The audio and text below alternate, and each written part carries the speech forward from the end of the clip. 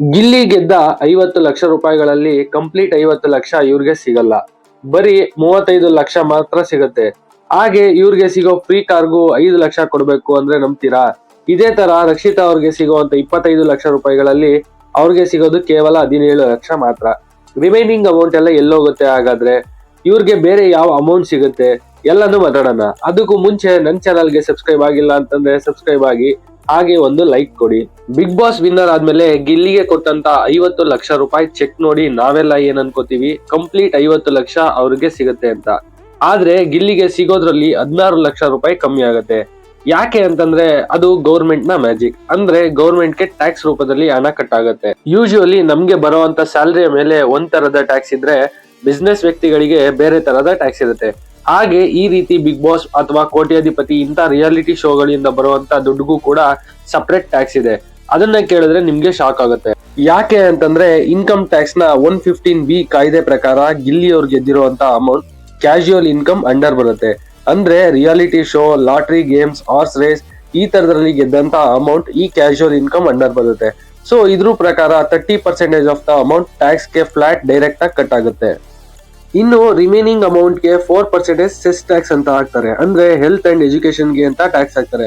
ಇದೆಲ್ಲ ಸೇರ್ಸಿದ್ರೆ ಗಿಲ್ಲಿ ಅವ್ರಿಗೆ totally 31.20% tax ಹಾಕ್ತಂಗ್ ಆಯ್ತು.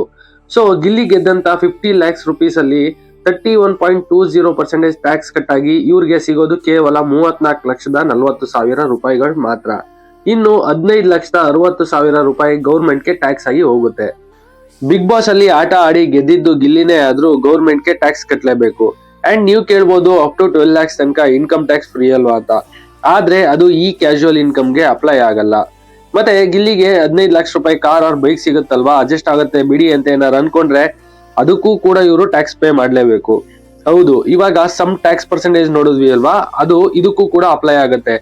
ಮೀನ್ಸ್ 15 ಲಕ್ಷದ ಕಾರ್ ಕೊಟ್ರೆ ಅದ್ರ ಮೇಲೆ ಇವರು 31.20 ಅಷ್ಟು ಟ್ಯಾಕ್ಸ್ ಕಟ್ಟಲೇಬೇಕು. ಅಂದ್ರೆ 15 ಲಕ್ಷದ ಕಾರ್ಗೆ 4,68,000 ರೂಪಾಯಿ ಟ್ಯಾಕ್ಸ್ ಕಟ್ಟಬೇಕು. ಅವಾಗಷ್ಟೇ ಇವ್ರಿಗೆ ಕಾರ್ ಸಿಗೋದು.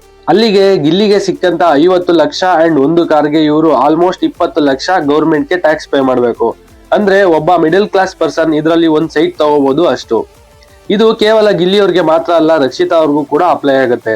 ಅವ್ರಿಗೆ ಸಿಕ್ಕಿರುವಂತ 25 ಲಕ್ಷಕ್ಕೆ 31.20 ಟ್ಯಾಕ್ಸ್ ಕಟ್ ಆಗಿ ಇವ್ರಿಗೆ 17,20,000 ರೂಪಾಯಿ ಸಿಗುತ್ತೆ. ಅಂದ್ರೆ 7,80,000 ರೂಪಾಯಿ ಗೌರ್ಮೆಂಟ್ ಗೆ ಟ್ಯಾಕ್ಸ್ ಆಗಿ ಕಟ್ ಆಗುತ್ತೆ.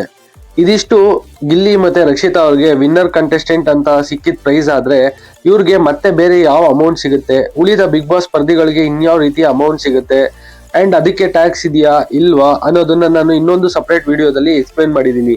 ನೀವು ಹೋಗಿ ನೋಡ್ಬೋದು. ಇನ್ನು ಈ ವಿಡಿಯೋ ನಿಮ್ಗೆ ಏನ್ ಅನ್ನಿಸ್ತು ಅಂತ ಕಮೆಂಟ್ ಮಾಡಿ ಅಂತ ಹೇಳ್ತಾ ನಾನು ಈ ವಿಡಿಯೋನ ಕ್ಲೋಸ್ ಮಾಡ್ತಾ ಇದ್ದೀನಿ. ನಿಮ್ಗೆ ಈ ವಿಡಿಯೋ ಇಷ್ಟ ಆಗಿದ್ರೆ ಲೈಕ್ ಮಾಡಿ, ಸಬ್ಸ್ಕ್ರೈಬ್ ಮಾಡಿ, ಸಪೋರ್ಟ್ ಮಾಡಿ. Thanks for watching this.